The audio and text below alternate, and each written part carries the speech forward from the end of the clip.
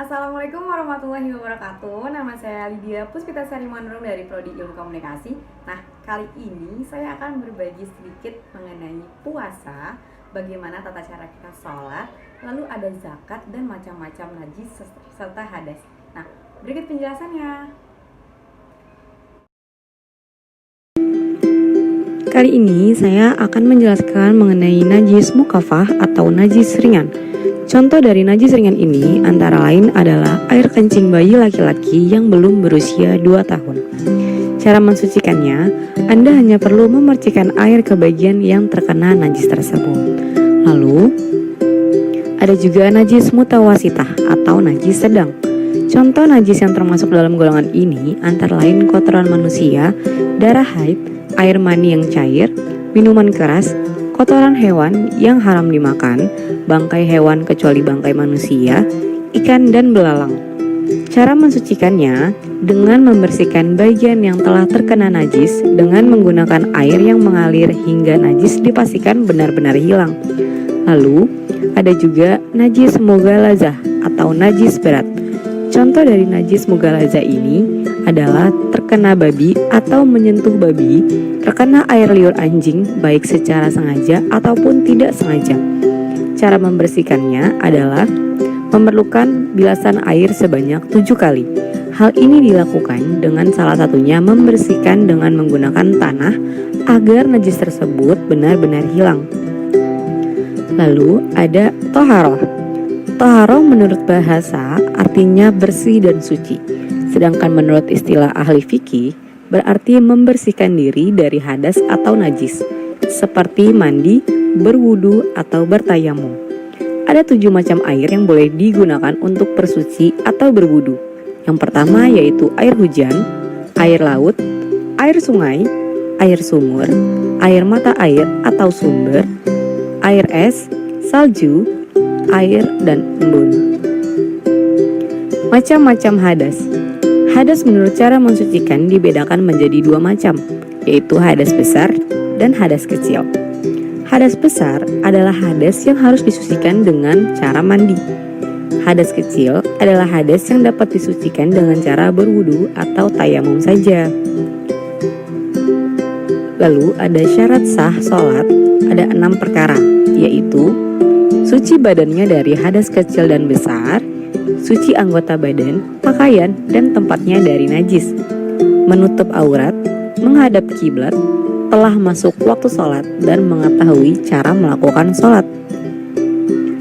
Rukun sholat yang pertama yaitu niat, berdiri bagi yang mampu, takbiratul ihram, membaca al-fatihah, ruku dengan tumakninah, iktidal yaitu bangkit dari ruku, sujud dengan tumakninah, duduk di antara 2 sujud dengan tumakninah, duduk tasyahud akhir, membaca tasyahud akhir, membaca sholawat, salam ke kanan, dan tertib artinya berurutan. Lalu ada sunnah-sunnah sholat. Sunnah sholat dibagi menjadi beberapa bagian. Yang pertama, sunnah sebelum sholat.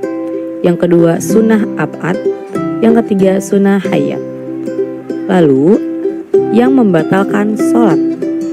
Berbicara dengan sengaja yang bukan bacaan sholat, bergerak banyak 3 kali atau lebih secara berurutan, makan, minum, tertawa, berhadas kecil atau besar, terbuka auratnya dengan sengaja, terkena najis yang tidak dapat dimaafkan, berubah niat seperti berniat keluar dari sholat, membelakangi kiblat, murtad, baik secara ucapan atau perbuatan. Lalu kita akan membahas mengenai puasa. Syarat sah berpuasa. Yang pertama yaitu Islam. Artinya orang yang menjalankan ibadah puasa haruslah umat Islam, yaitu dengan mengucapkan kalimat syahadat. Yang kedua, mumayyiz atau anak yang telah berusia sekitar 7 tahun sehingga telah dapat membedakan antara hal bermanfaat dan berbahaya bagi diri sendiri. Mumayyiz merujuk pada seseorang yang telah mampu melakukan hal sederhana secara mandiri. Yang ketiga yaitu suci dari haid dan nifas. Yang keempat, berpuasa di waktu yang diperbolehkan untuk berpuasa. Hendaklah tidak berpuasa di waktu yang diharamkan. misalnya pada 1 Syawal dan 10-13 Zulhijjah. Lalu kita akan membahas mengenai rukun puasa. Yang pertama yaitu niat di malam hari.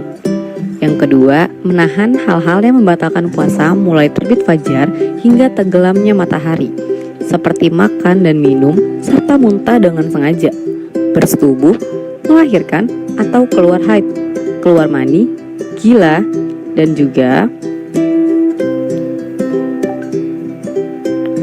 lalu ada sunnah berpuasa. Nah, sunnah puasa yaitu menyadarkan untuk segala berbuka dengan makanan atau minuman yang manis, memberi makan mereka yang buka puasa, berdoa saat berbuka puasa, mengakhirkan makanan sahur, memperbanyak bersedekah, memperbanyak bertadarus. Lalu ada hal-hal yang dapat merusak pahala puasa. Yang pertama, saat berpuasa, umat Islam sebaiknya menjaga hal-hal ini agar puasanya tidak sia-sia atau batal. Melakukan perbuatan tercela seperti bergunjing, menghina orang lain, berkelahi, berdusta, mengumpat dan berkata kotor, bersumpah palsu, memfitnah orang lain, berdusta, dan lainnya. Nomor 2, dengan sengaja melakukan atau melihat perbuatan maksiat, menonton film dan gambar porno, berjudi, dan sejenisnya. Lalu kita berpindah kepada zakat. Zakat itu hukumnya wajib dan termasuk dalam rukun Islam. Zakat itu terbagi jadi 2 jenis. Ada zakat fitrah dan ada zakat mal. Kalau zakat fitrah itu dikeluarin tiap bulan Ramadan dan zakatnya dilakukan sebelum sholat Idul Fitri.